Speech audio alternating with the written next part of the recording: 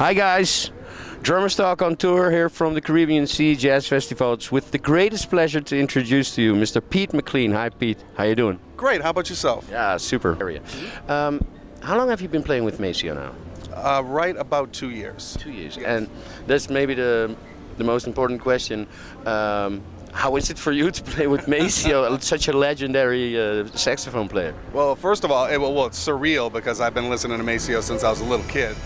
So it's just surreal. It's funny how things work out. You know, you would never imagine playing with Maceo when I was a kid. So, but actually playing with him has been unbelievable. I mean, it's been a learning experience to say the least. I can only imagine. How did it come about? How did you cross each other's paths? I was actually recommended for this gig by a few drummers, and a very good friend of mine, Nicky Gillespie, really recommended me for it. I knew Maceo had my number and his manager, and one morning she called me, and I was in Barcelona in a week. So that was surreal. I can imagine. With what artists have you been playing prior to playing with Maceo? Well, I played for a while with an artist named Melvin Sparks. He's a guitar player. He's an original acid jazz guy who was recently deceased, but he was a huge influence on me. I played with a lot of rock bands, funk bands, Latin bands in the Boston and New York area. So for years, I basically freelanced. And all of a sudden you're here playing with Maceo at the Caribbean Sea Jazz. A lot of the times probably when you get an interview, the people ask you what age you started drumming, but for me it's always more interesting to ask the drummers, why did you start drumming? That's actually a great question.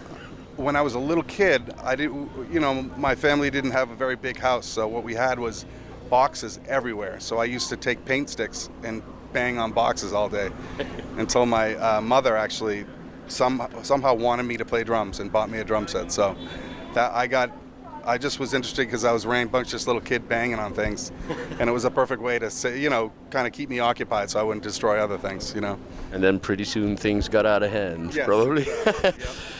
I got a few short, maybe even silly questions for typical drummer questions, as this is a typical drummer interview.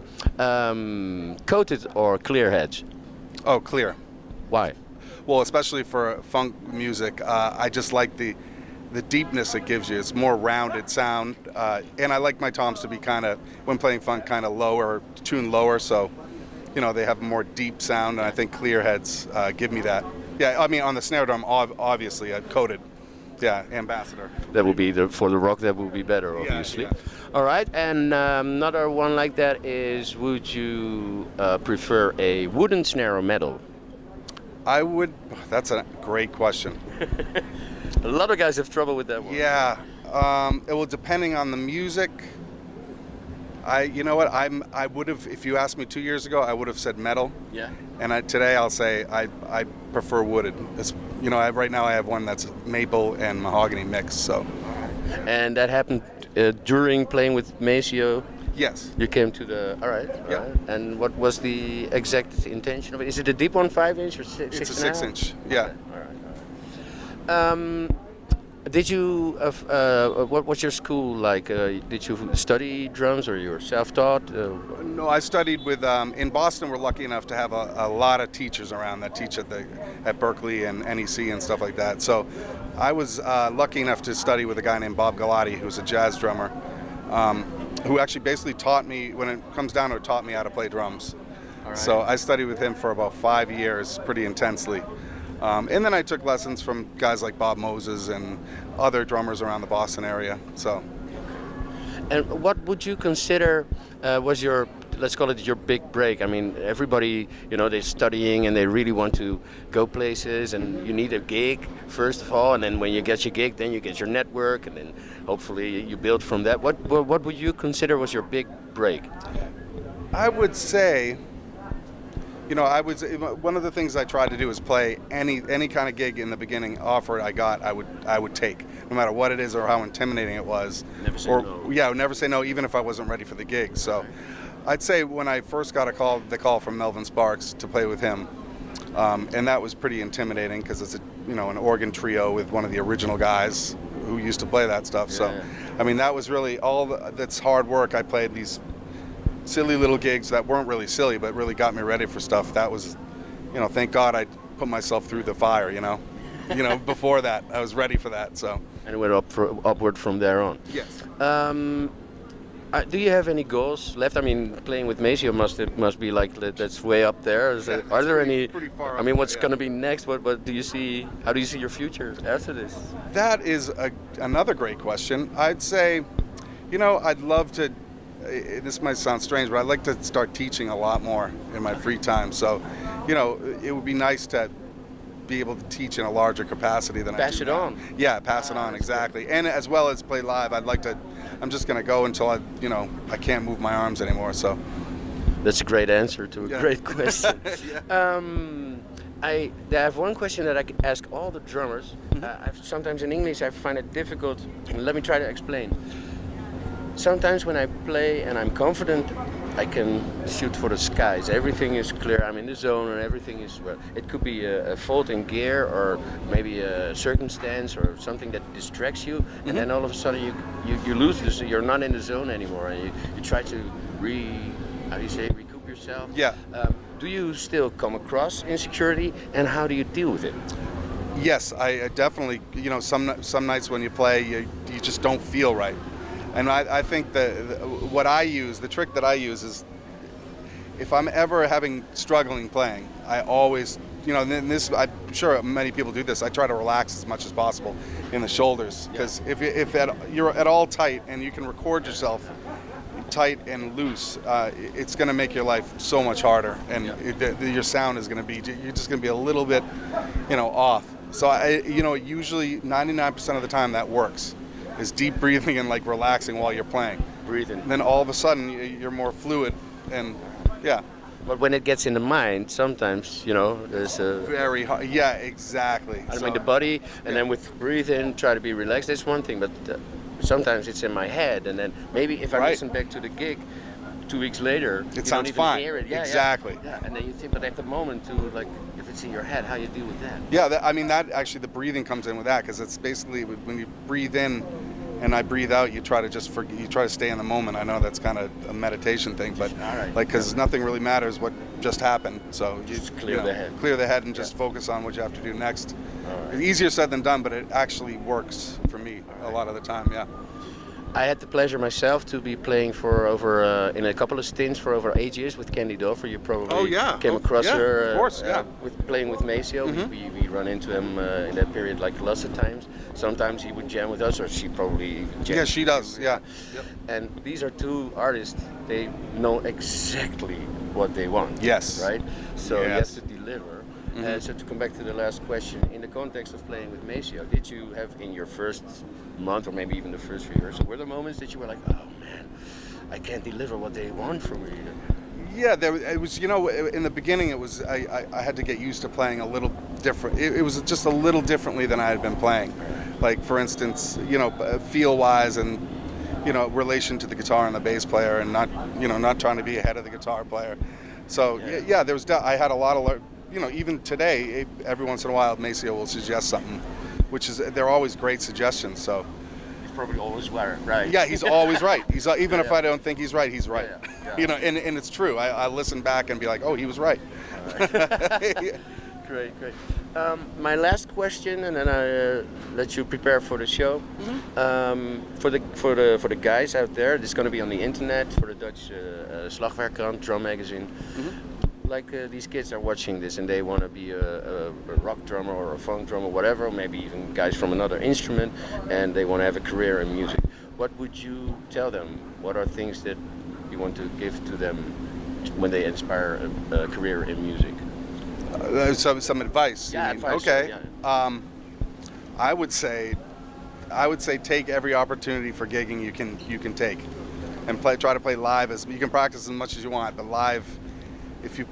When you're playing live, you learn just exponentially. Every gig, you continue to learn, and you can sound great in the practice room, and then you get on the gig and wonder why you don't sound great live. So that's where all my learning was done, basically playing live. I could, on stage, yeah. I could actually use the tools that I was given by people teaching me. So, yeah, I would say play as much live as you can. Well said. Thank you so much for your time. Thank you. It was Please a pleasure. enjoy your gig, and I'm sure as hell gonna watch your shining with with Maceo. Great. Please enjoy, and thank you so much for your Excellent. time. Thank you.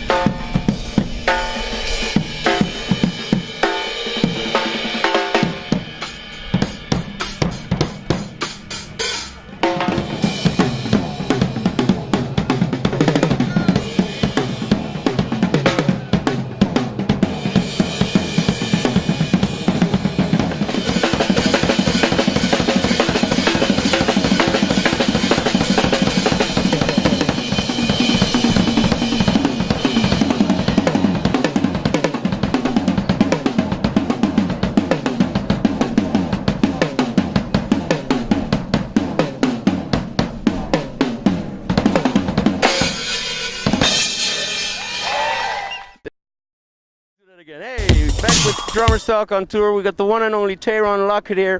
Hey man, thanks for your time. How's the island for you? Man, I'm loving it here. I spoke to Cory earlier this week, and I like to interview some artists and the drummers on the festival. One of the first questions that you usually get in an interview is when did you start drumming? I'd much rather hear why did you start drumming? Why did I? I feel like that's the best stress reliever in the world, man. It's like, think about it. We can play away our problems. It's a cool way to express ourselves. I guess for me, it's just the art of being able to just do that in its, whole entirety, man. It's just like me being able to be me. That's my way to express myself. All right. I'm not the football player or the basketball player or. All right. And but then again, when did you start playing? How old were you when you started off? One? Whoa, how did that go? Can you even remember that?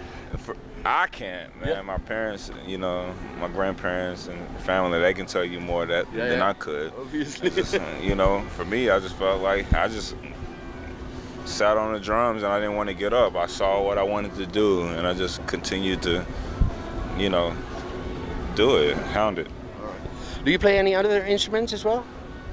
I tried to play the bass a little bit. All right.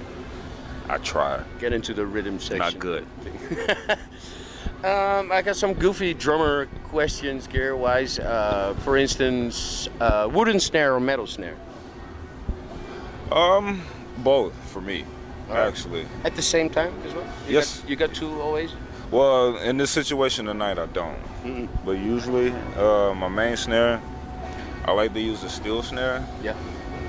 For the response, and it really depends on the situation I'm playing. This situation here, the funk pulses, is like it's a tight, it's funk. So you get some resonance, but it's about I call it a tight ship. All right. And with tuning a tight ship, I like to make sure that, I feel like steel has that attack. Yeah. Wood is finesse. It's very warm. Yeah. And steel just gives you that, okay, I just punched you in the face. Your tooth is broken. Enjoy your life. No more questions. Yeah, no more questions. and wood is like the apology after that shit happens. Oh, okay. Wow. Never heard it explained like that. Yeah, like I see it. wood is like the best boyfriend or girlfriend you can have. All right. It's like, I'm warm, I'm trying to make sure you're okay. Yeah, but still has no apologies. All right, yeah, I hear what you mean. No apologies. Brings me to the drum heads, and then I mean the toms, because obviously you're gonna play on a coated head on the snare. Today is so weird. Today is weird. I'm using,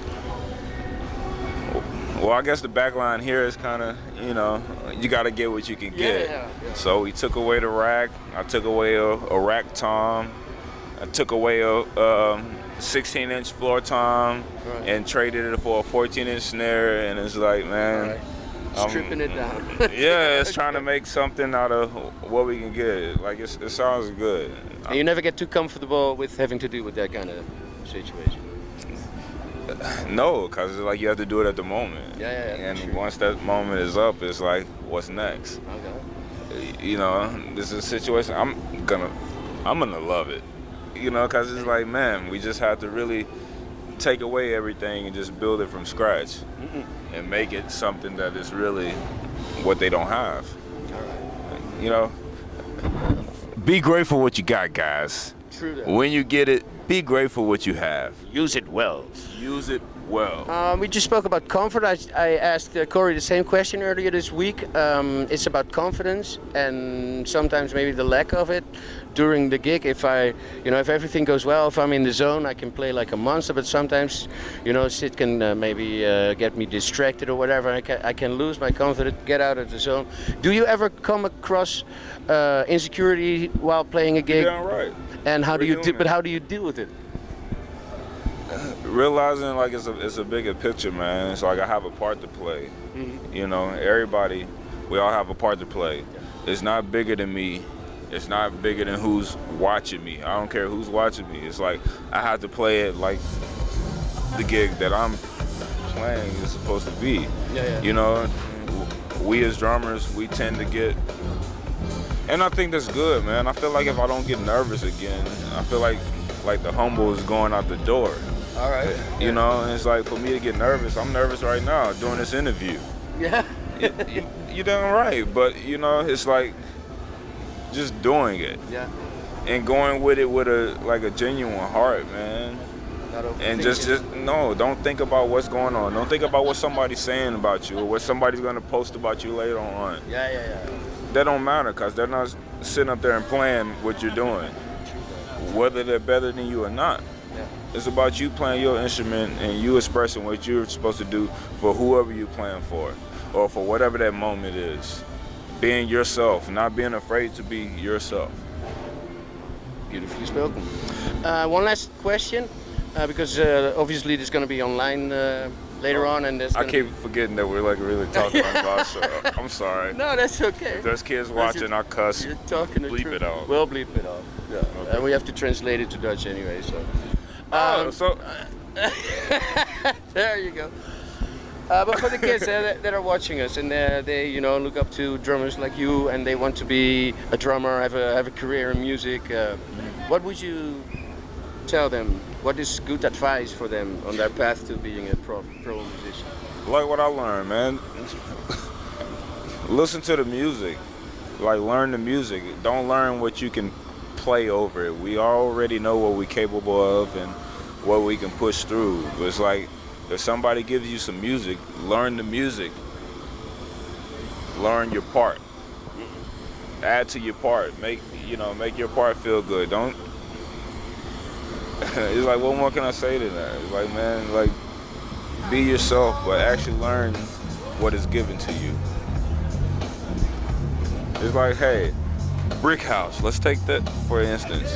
I gotta play your gig tonight, and the main song that you want me to play tonight is Brick House. So you send it to me, WAV file, MP3 or whatever. What's important is that damn intro. I have to listen to that. I can't add my own tune system. My own two sisters. I have to.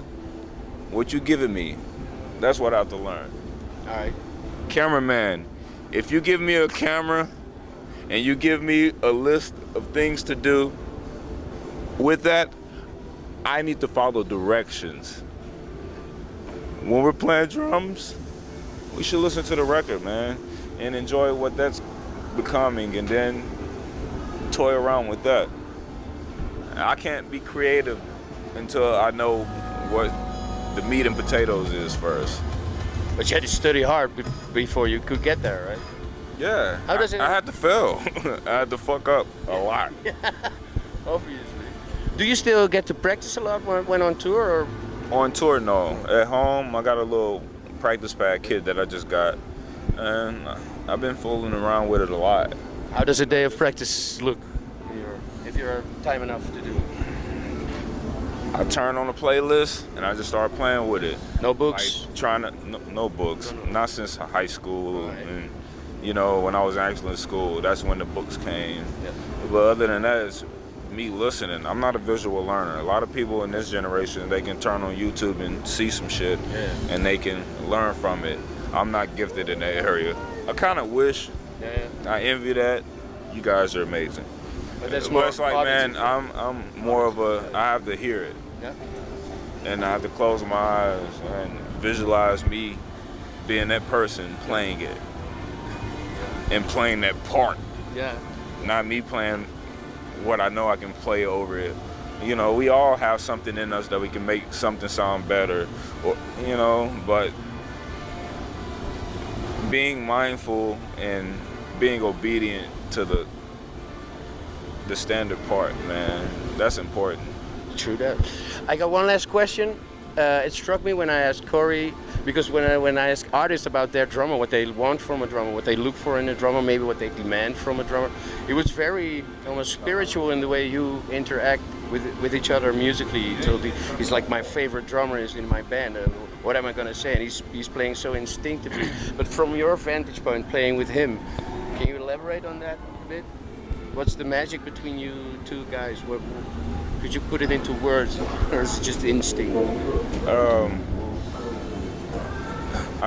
I believe a lot of it is instinct, man, but the way I grew up and the way he grew up playing, it's like we have a different background, but we have a similar background. So it's like when we end up playing together and doing it so much, it's kind of like, you know, we tap into each other.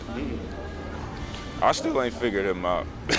Yeah, like he has a lot boiling in his mind, but it's why we play together so much, and it's easy to stay out his way and it just be a musical situation. I'm just used to that. That's how I grew up.